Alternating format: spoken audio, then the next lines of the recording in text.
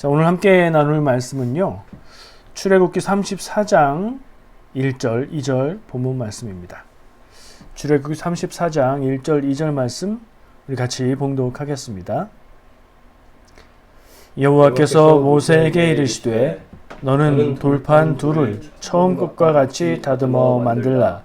네가 깨뜨린 처음 판에 있던 말을 내가 그 판에 쓰리니 아침까지 준비하고 아침에 시내산에 올라와 산 꼭대기에서 내게 보이되. 아멘. 자, 오늘 말씀 제목 네가 깨뜨린 판이라고 보셨을 겁니다. 네가 깨뜨린 판, 누가 하는 말씀일까요? 하나님이 하시는 말씀이죠. 판을 누가 깨뜨렸나요? 모세가 깨뜨렸습니다. 그 판은 무슨 판이었나요? 하나님께서 모세에게 십계명을 새겨주신 십계명 돌판 2장이었습니다.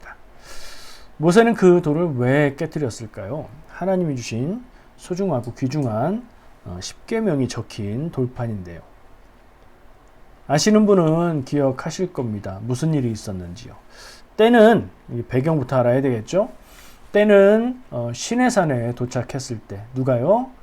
이집트를 떠나온 이스라엘 백성들이 시내산에 도착했습니다. 그리고 시내산에서 1년 가까이를 머물렀다가 거기에서 준비를 마치고 광야를 출발하게 됩니다. 시내산에 도착했을 때 하나님은 모세를 시내산 정상으로 부르셨고요. 백성들은 산 밑에서 기다리게 하셨습니다. 모세가 산에 올라간 지 40일이 지났다고 합니다. 모세는 하나님과 함께하며 하나님이 말씀으로 주시는 하나님의 말씀, 계명들을 들었고 또 하나님께서 돌판에다가 십계명을 적어 주신 것을 받았습니다. 그때에 산 아래에 있던 백성들이 모세가 백성 무리를 떠난 지 40일이나 됐는데도 소식이 없고 나타나지 않자 두렵고 불안함을 느꼈고, 그래서 모세의 말을 대신 이야기하고 전하던 그 다음 리더급인 아론에게 그 불안함을 주장하면서 요구를 합니다. 우리가 되게 불안하다. 우리를 인도한 모세는 어디 갔는지 어떻게 됐는지 알 수가 없고, 그러니 이제 네가 리더로서 우리를 인도하시는 그 신을 만들어내라, 이렇게 요구를 합니다. 제가 여러 번 얘기했고 여러분들도 잘 아는 내용일 겁니다. 모세가 그때 받고 있던 그 십계명의 내용 중에 뭐가 있었죠? 하나님이 어떤 형상도 만들지 마라. 하나님의 형상을 만들지 마라. 이렇게 계명을 주고 계셨는데 그 계명을 전달받지 못했다고 할지라도 그 말씀을 전해주고 있는 그 순간 그 계명을 정면으로 어기는 백성들의 모습을 볼 수 있습니다. 바로 그때의 이야기입니다. 자, 하나님께서 모세에게 말씀하십니다. 빨리 내려가라. 백성들이 타락하여 죄를 짓고 있다. 모세는 그 얘기를 듣고 하나님이 주신 돌판을 들고 내려갑니다. 중간에서 기다리고 있던 여호수아와 함께 내려가는데 이상한 소리가 나는 겁니다. 굉장히 시끄럽고 백성들이 있어야 될 곳에서 큰 소란의 소음이 들렸고요. 여호수아는 전쟁이 났나요? 싸움이 났나요? 누가 쳐들어왔나요? 이런 걱정을 했습니다마는 모세는 하나님께 들은 게 있어서 그런 소리는 아니다 하고 가서 보니까 백성들이 이상한 정말 때에 안 맞는 파티를 벌이고 있는, 축제를 벌이고 있는 그런 모습을 보게 됩니다. 어떻게 된 일이죠? 아론에게 신을 만들어내라 요구했고요. 아론은 그러면 금을 내놔라 해서 금을 백성들이 모았고 그 금을 가지고 녹여서 부어서 금송아지를 만들었다 기록하고 있죠. 자, 금송아지를 만들어 놓고 아론이 말합니다. 이것이 우리를 인도하여 내신 여호와 하나님이다. 그런가요? 어쨌든 아론은 백성들이 기세등등하게, 그러니까 백성들이 두렵고 불안한 마음에서 그렇게 하는 것이다 보니 굉장히 무서운 모습으로, 굉장히 폭력적인 모습으로 아론에게 요구를 했을 겁니다. 그러니 아론은 등 떠밀려서 그런 일을 한 거죠. 어쨌든 금송아지를 만들어 놓고 아론은 이것이 여호와 하나님이다, 내일 여호와의 절일로 선포한다. 무슨 얘기예요? 여호와의 축제날로 선포한다 하면서 그동안 광야 생활을 이집트에서 떠나서 시내산까지 오기까지도 일들이 좀 있었거든요. 그 긴장과 불안함 가운데 있었던 이스라엘 백성에게 뭐라고 해야 될까요? 축제의 기능 중에 한 가지, 긴장을 풀고 속박을 풀고 자유를 만끽하는 그런 해방의 느낌을 주는 그런 축제를 열어준 거예요. 그래서 백성들은 성경 말씀에 보면 앉아서 먹고 마시고 일어나 뛰어놀았다. 운동하면서 놀았다는 얘기가 아닙니다. 춤추고 소리 지르고 노래하고, 그리고 일반적으로 설명하기로는 이방 종교에서 하던 모습처럼 종교적인 제2축제에서 성적인 문란한 모습으로 축제를 즐기고 있었다는 거죠. 모세는 돌판을 들고 내려오면서 그 모습을 보고 분노했습니다. 노가 솟았습니다. 그래서 어떻게 했죠? 여러분 아시죠? 손에 들고 있던 그 돌판을 산 밑으로 집어 던져 깨뜨립니다. 왜 그랬을까요? 모세가 정말 분에 이기지 못해서 그랬을까요? 저런 백성들에게 하나님의 율법이 맞기나 한 건가 하는 그런 배신감에서 그랬을까요? 어쨌든 모세는 하나님이 만들어주신 돌판을 그렇게 깨뜨려 버렸습니다. 그리고 어떤 일이 있습니까? 모세가 사람들을 찾습니다. 하나님의 편에 설 자 누구냐? 레위 사람들이 모였고요. 칼을 가지고 가서 저들을 죽여라. 그때에 3,000명이 죽게 되었다. 그리고 나서 하나님은 그들을 이제 그것으로 용서하고 넘어가게 되고요. 그러나 모세에게 말씀하시죠. 오늘 읽은 본문 말씀이 이때 등장하는 겁니다. 하나님이 모세에게 말씀하시되 네가 내가 전에 만들어준 것처럼 돌판을 만들어 가지고 올라와라. 내가 거기에 먼저 준 것과 같은 십계명 말씀을 새겨주겠다. 그를 새겨주는 것은, 그리고 하나님의 말씀이니까 그것은 하나님이 하시되, 돌판을 만드는 것은 먼저 번에 처음 주실 때는 하나님이 만들어 주셨지만 이번에는 모세 네가 만들어 와라 라고 말씀하신 내용입니다. 이 장면에서 제일 먼저 눈에 띄는 것은 백성들과 아론의 잘못. 하나님의 백성들이 지도자 모세가 없다고 해서 우상 숭배 혹은 하나님을 모욕하는 그런 일을 행한 것이 큰 죄라는 점이 첫 번째 중요한 핵심 사항인데요. 그래서 거기에 주의를 집중하다 보면 그냥 넘어갈 수도 있는 일인데, 오늘 제가 말씀을 읽고 묵상하다가 이 부분이 눈에 띄었습니다.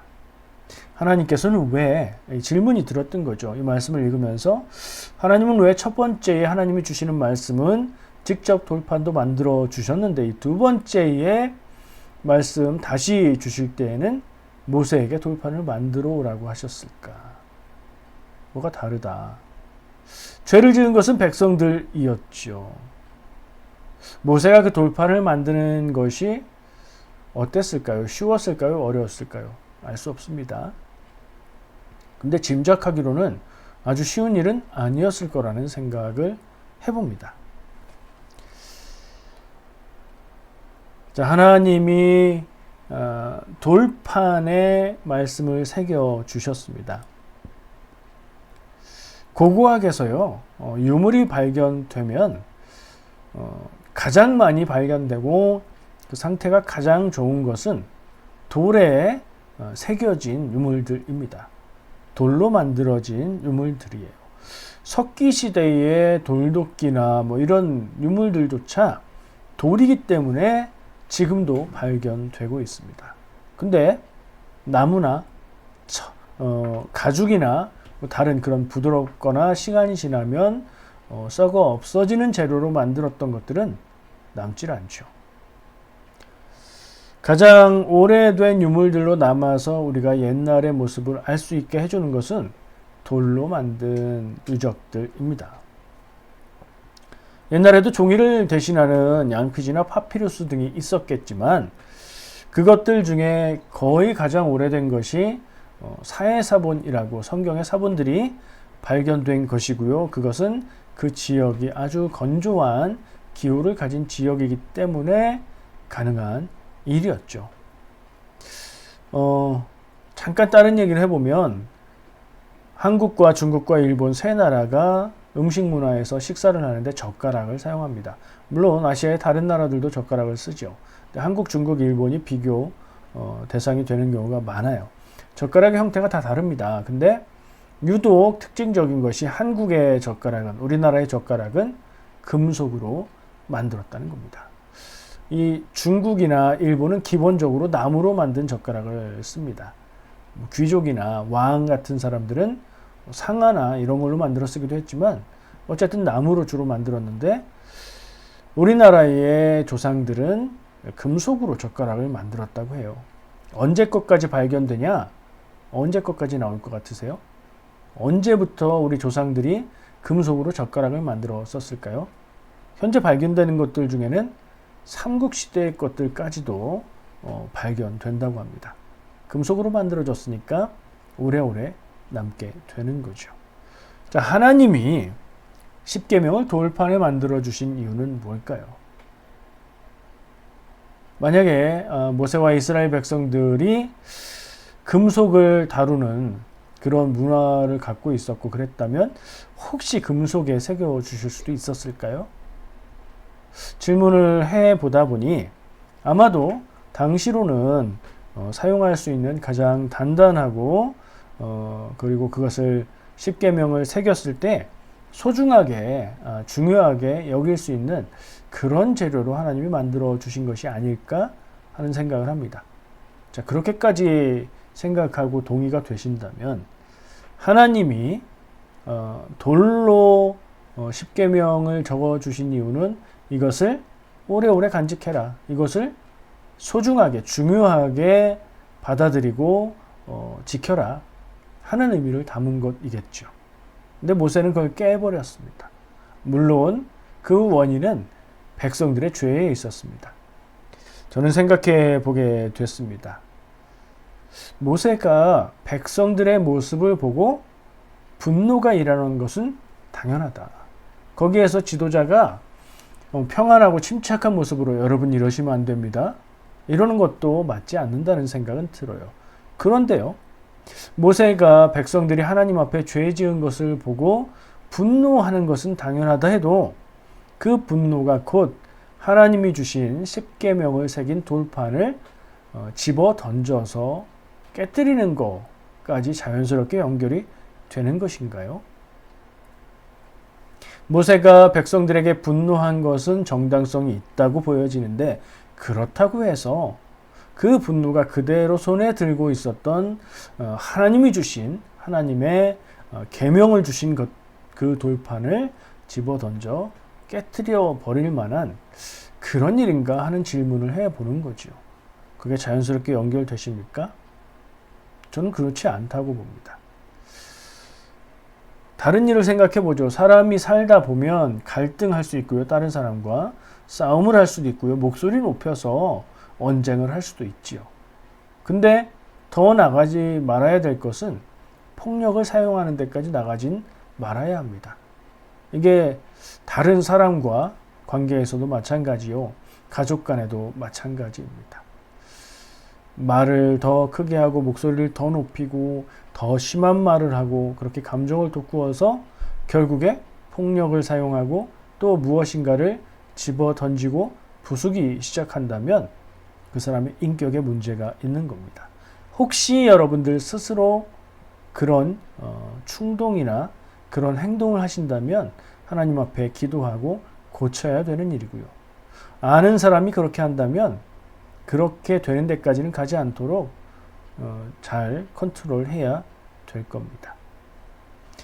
사람과 사람 사이의 갈등에서도 언쟁을 하고 하는 데까지는 할 수 있는 일이지만 그것이 폭력으로 이어지고 또 손에 들고 있는 건 무엇이든 집어 던져서 부수고 옆에 있는 것을 집어 던져서 부수는 것은 정당하지도 않고 잘못된 행동입니다.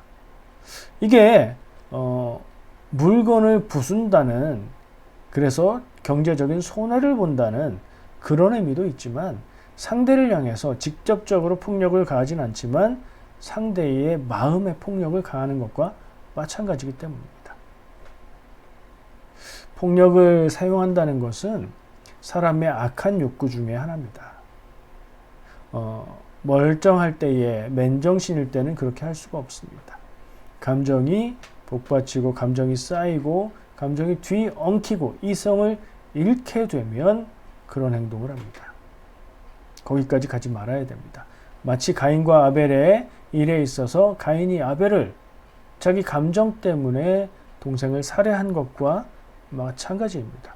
폭력을 쓰는 것은 너를 때리고 너를 죽이고 싶다는 마음의 표현이고요. 직접적으로 가하지 않아도 무엇인가를 파괴하는 건 상대를 향한 것이고요. 그것은 몸보다 마음에 더 큰 상처를 줍니다. 크리스천이라고 해서 인격이 다 좋은 것이 아닙니다.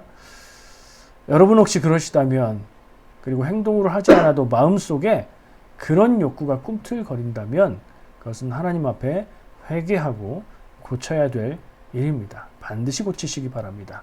그런데 하물며 모세가 이스라엘 백성들 앞에서 분노하고 의분을 발하는 거죠. 이것은 하나님의 편에서 죄 지은 백성들에게 옳은 정의의 분을 바라는 거예요. 그런데 그가 실수를 한 것이라고 저는 봅니다. 이스라엘 백성이 하나님 앞에 죄를 지은 것과 하나님이 하나님의 백성들을 향해서 주신 하나님의 마음과 뜻이 담긴 그 율법 10계명의 돌파는 무관한 것입니다. 그것을 던져 깨트릴 이유는 전혀 없었던 겁니다.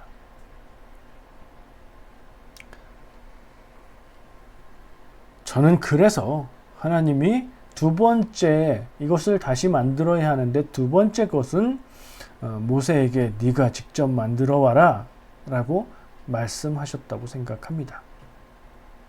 왜냐하면 하나님께서 그 상황을 다 이해하고 모세 네 마음 알아, 나 같아도 그랬을 것 같아 라고 그냥 인정해 주신다면 그냥 또 만들어 주셨을 겁니다.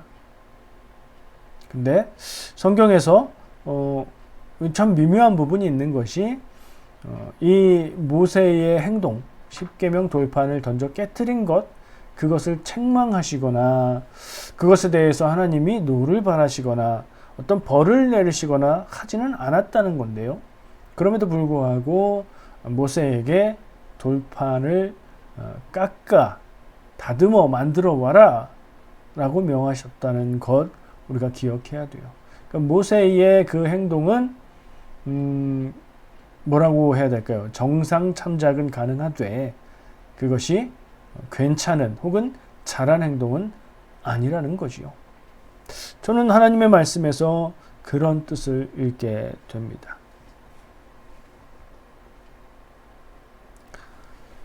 모세에 대해서 성경 말씀에 굉장히 큰 칭찬을 말하는 부분이 있습니다. 모세를 어떤 사람이라고 평가했죠?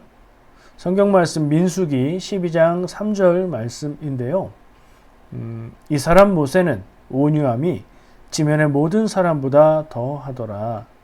아멘. 이렇게 기록이 되어 있습니다. 성경 말씀에 모세는 온유함이 세상에서 가장 온유하다, 뛰어나다 라고 평하고 있는 것인데요. 이 말의 뜻이 무엇일까요? 모세가 세상에서 최고로 자상하고 마음 따뜻한 그런 최고의 남자다, 그런 의미일까요?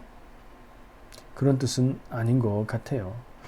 원어를 찾아봤습니다. 모세가 온유함이 지면에 모든 사람보다 더하더라 할 때 그 온유함으로 번역된 원어 히브리어 단어는요, 아나우라는 말인데요. 그 기본적인 의미는 가난하다는 말입니다. 그 의미를 집어넣어서 읽어보면 이 사람 모세는 가난함이 세상 모든 사람보다 최고다. 가장 가난한 사람이다. 이런 표현이 돼버려요. 그런 얘기는 아니겠지요. 그 의미를 따라서 가난하다는 말이 파생되는 의미를 생각하면서 뜻을 생각하면 자기를 낮추는, 그리고 낮기 때문에 괴롭힘을 당하는 뭐 이런 용법으로도 사용되고요. 결론적으로 축약하면 겸손함으로 번역할 수 있는, 그렇게 이해할 수 있는 말이라고 봅니다. 자, 겸손하다는 말로 바꿔볼게요. 이 사람 모세는 겸손함이 지면의 모든 사람보다 더하다. 낮은 마음으로 화가 날 때에도 웬만하면 화가 나지 않고, 왜냐하면 겸손하니까, 마음이 낮으니까, 상대를 높이니까, 그리고 화가 날 만한 상황에서도 절제할 수 있는 그런 사람이라는 말이에요. 이상하죠? 분명히 모세는 분노했고 하나님이 주신 십계명 돌판을 깨뜨릴 만큼, 그거 뭐라고 표현해야 될까요? 침착하지 못하고 겸손하지 못하고 그런 모습을 보였단 말이에요. 근데 민수기에 가서는 이 모세의 온유함이 세계 최고다, 이렇게 평을 받습니다. 어떻게 이해해야 할까요? 그 민수기 12장 3절 말씀도 배경이 있는데요. 어떤 사건이 있었냐면 모세가 새 아내를 얻습니다. 구스 여인 새 아내를 얻었더니 미리암과 아론, 누나와 형이죠. 미리암과 아론이 모세를 비난합니다. 그리고 그 이야기 바로 이어서 이 모세는 온유함이 지문의 모든 사람보다 더하더라 라고 얘기하는 거예요. 그러니까 모세 자체의 인격으로 볼 때에 그 상황에서 모세가 다시 결혼한 아내를 얻은 일에 대해서 누나와 형이 잘못됐다고 비난을 해도 모세는 그저 낮은 마음으로 그 말을 듣고 있었다. 화내거나 노하지 않았다. 그런 얘기인 겁니다. 미리암과 아론은 누나, 형이라 참았나요? 아까 백성들이 그렇게 했을 때는 참지 못했었는데요. 시간적인 차이가 있죠. 시내산에서 그렇게 했을 때는 광야 생활, 출애굽 시대의 초반의 일이잖아요. 그리고 이 벌써 출애굽기, 레위기, 민수기 이렇게 건너오니까 시간이 지난 거죠. 이 사건은 뒤쪽의 사건이거든요. 그 시간 차이가 나는 그 사이에 모세가 변했구나, 온유한 사람이 됐구나, 겸손한 사람이 됐구나, 화가 나는 상황에서도 참고 절제할 줄 아는 사람이 됐구나, 이렇게 생각할 수 있겠어요. 자, 그래서 시간 차이 때문에 모세가 아까 오늘 본문 말씀으로 본 출애굽기 상황에서는 하나님이 주신 귀한 계명의 말씀이 새겨진 십계명 돌판을 집어 던져서 깨뜨릴 만큼 감정적이고 경솔했었다. 그때는 그랬다. 그런데 나중에 가서는 그가 세상에서 가장 온유하고 겸손한 사람이 됐다.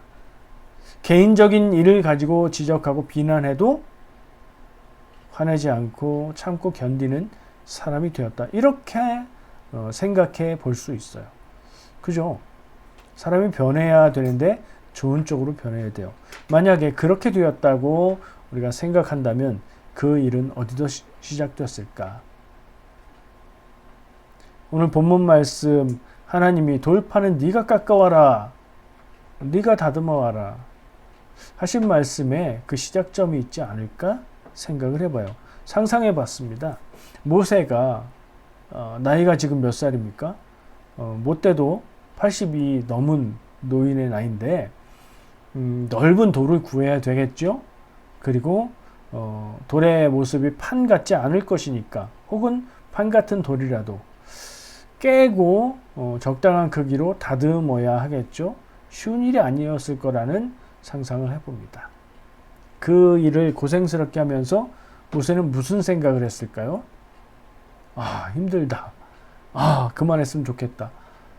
근데 판 하나 만드는데도 힘들었을 텐데 2개 만들어야 되잖아요. 작게 만들 수 있나요? 아니죠. 하나님이 처음 주셨던 그 돌판 크기를 모세가 기억하잖아요. 그만하게 만들어야 되잖아요. 힘들다.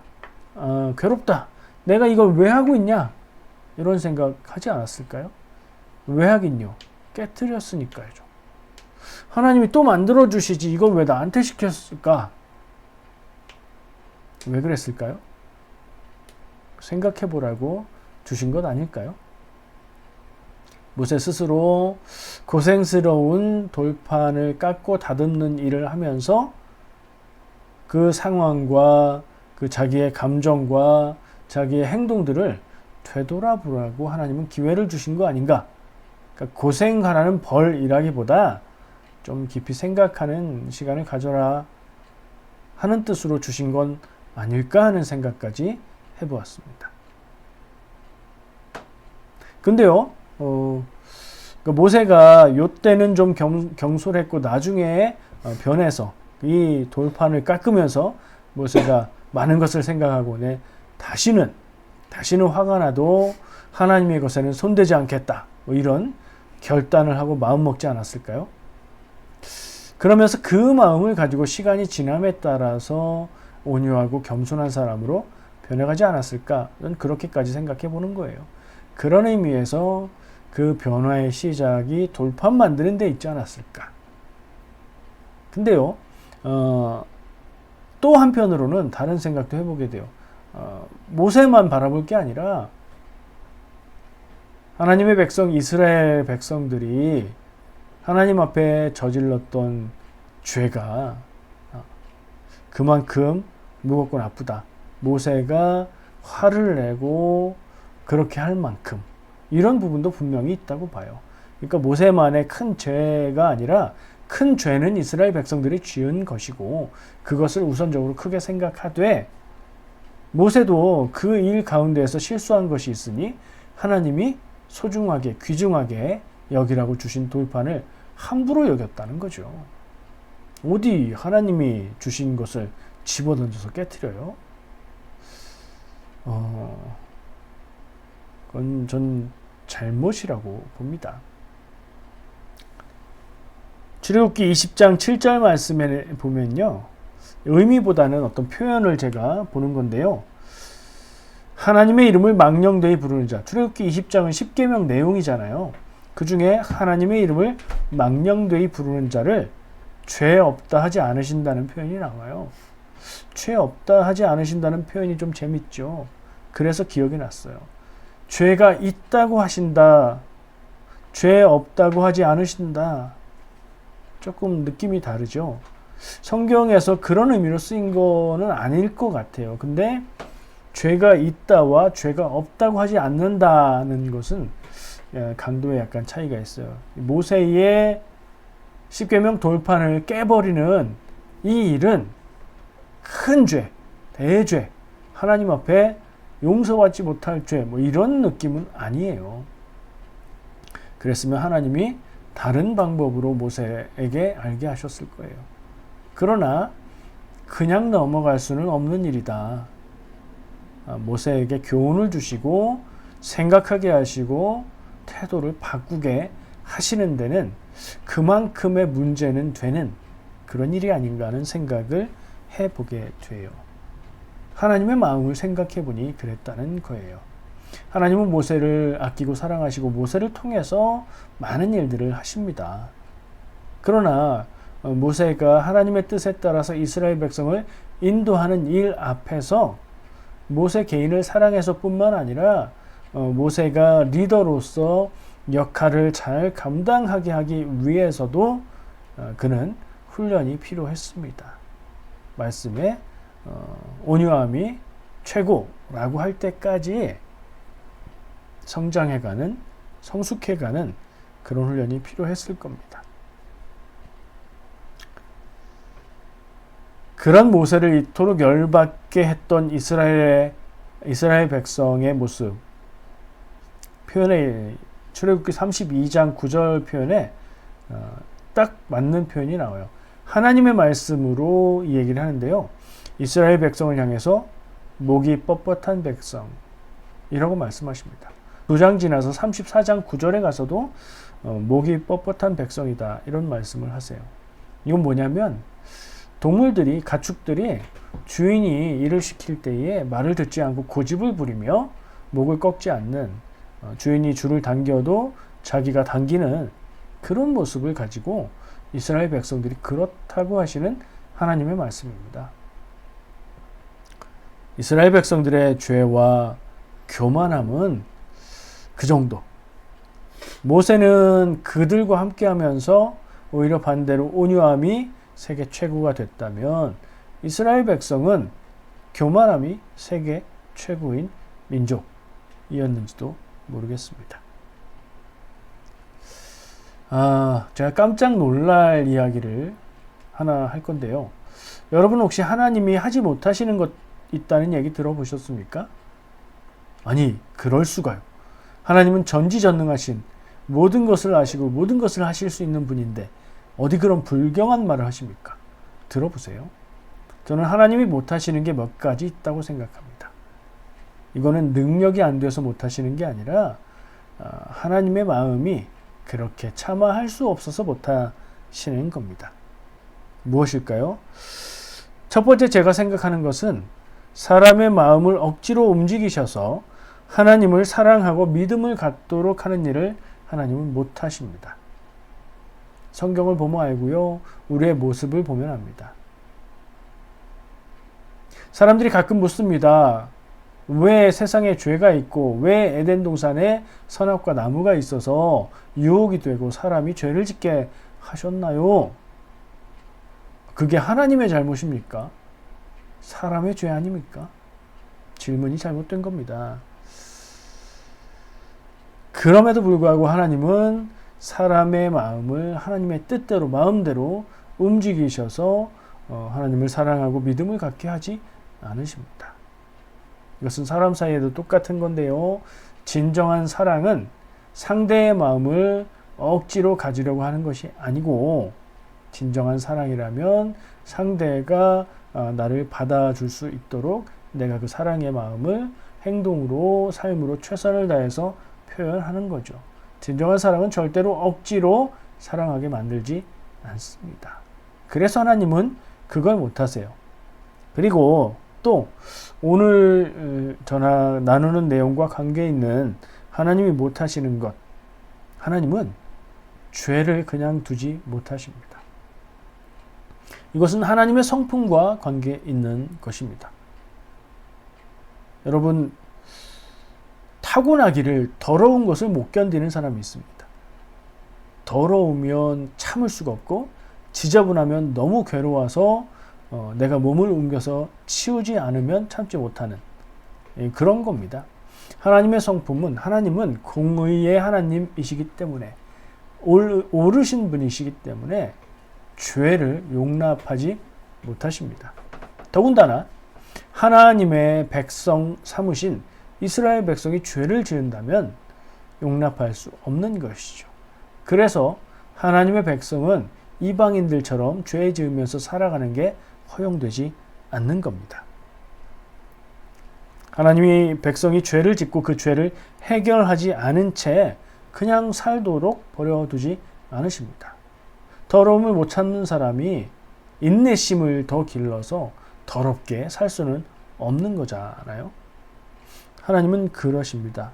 그래서 그 이유가 있는데 사람이 죄를 가지고 있으면 그것이 하나님과의 사이에 가로막힘이 되어서 결국엔 하나님에게서 멀어지기 때문입니다. 이것이 모세와 무슨 관계가 있습니까? 모세는 큰 죄라고 하긴 그렇지만 하나님 앞에서 경솔한 실수를 한 겁니다. 십계명 돌판을 깨뜨린 일이에요. 하나님은 그 일을 사소하게 그냥 넘어가지 않으십니다. 그를 크게 벌하지는 않으시더라도 이 일을 반드시 짚고 넘어가시는 겁니다. 그리고 돌판을 직접 만들어 오라는 말씀을 통해서 모세가 깨달을 기회를 주신 것입니다. 저와 여러분에겐 무슨 의미가 있을까요? 제가 여러분이 모세인가요? 아니죠. 하지만 하나님이 택하셔서 하나님의 백성 삼으신 우리잖아요. 그러면 우리가 죄를 짓고 살아가면 하나님은 어떻게 하시겠습니까? 너 내 백성인데 죄 지었어? 죽어! 그런 하나님은 아니십니다. 어떻게 죄에서 벗어나게 하실까요? 죄를 깨닫게 하시겠죠. 죄에서 돌이킬 수 있는 기회를 자꾸 주실 겁니다. 그 방법이 뭘까요? 하나님이 꿈에 나타나셔서 다정하게, 얘야, 너 이렇게 했는데 이거는 죄야. 그러면 안 돼. 이렇게 친절하게 말씀하시면 우리가 잘 알아듣고 다시는 그러지 말아야 되겠다. 막 이렇게 할 수 있을까요? 귓등으로 흘려드릴걸요. 우리의 삶 가운데에 이 일이 왜 생겼을까? 이런 일들이 왜 내게 찾아왔을까? 원망스럽기도 하고 고민되는 일들, 어쩌면 그 일들이 나를 사랑하시는 하나님의 사랑, 나에게 내가 죄짓고 사는 것을 용납할 수 없으셔서 그것을 깨닫게 하시려고 주시는 하나님의 말씀, 하나님의 손길일 수도 있다는 생각을 해봅니다. 어려운 일이 다 그런 거다, 그런 얘기 아닙니다. 그럴 수 있다. 내가 하나님의 백성이고 하나님의 백성인 나를 하나님이 아끼고 사랑하시고 내가 죄 때문에 하나님에게서 멀어지는 것을 용납하지 못하신다면 하나님은 나에게 그것을 깨닫게 하시고 알게 하실 건데, 죄가 크면 클수록 더 크게 깨닫게 하시는 것이고, 사소한 일일지라도 하나님의 손길을 통해서 깨달을 수 있는 기회를 주신다. 그렇다면 그것은 은혜다. 이런 생각을 해봅니다.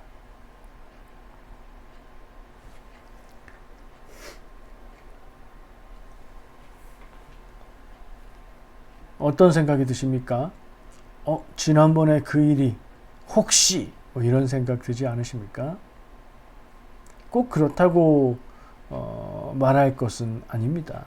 그러나 하나님은 분명 우리를 선택하셨고 하나님의 백성 삼으셨고, 우리가 하나님의 백성의 길에서 빗나갈 때에는 그것을 가만 보고 계시지는 않을 겁니다.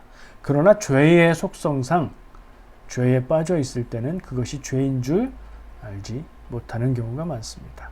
하나님의 사랑하는 백성인데 죄에 깊게 빠져 있다면, 죄에 아주 물들어 있다면 하나님은 그를 건지기 위해서 어떤 일을 하실까요? 삶의 많은 부분에 있어서는 죄에서 떠나 살고는 있는데 어쩌면 그런 것 때문에 교만한 마음을 가지고 살아가는 하나님의 자녀가 있다면 하나님은 그를 깨닫게 하기 위해서 어떤 일을 주실까요? 다른 건 다 괜찮은데 이 부분만 참 죄를 짓는다. 근데 스스로는 이건 나는 어쩔 수 없어 라고 생각하고 살아가고 있다. 그러는 하나님의 백성을 향해서는 하나님은 어떤 것을 주시고 그것을 깨달아 돌이키게 하실까요? 저는 오늘 모세에게 그가 깨버렸던 돌판을 다시 만들라라고 말씀하신 하나님의 마음을 감히 이런 차원에서 헤아려 보았습니다. 우리의 살아가는 삶 가운데 많은 일들을 겪습니다. 그 모든 일들이 다 하나님이 나에게 주시는 어떤 계시와 하나님의 뜻이다. 그렇게 받아들이는 것도 감사한 일이고 그런 거와 관계없이 나에게 오는 일이다 생각할 수도 있습니다. 그러나 어떤 일들은 우리가 좀 깊이 생각하고 내 삶을 돌아보아야 하는, 그렇게 할 수 있는 기회가 되는 일도 있을 거라 생각합니다. 그때 그렇게 할 수 있다면 그것은 우리에게 복이 되는 일일 것이고요.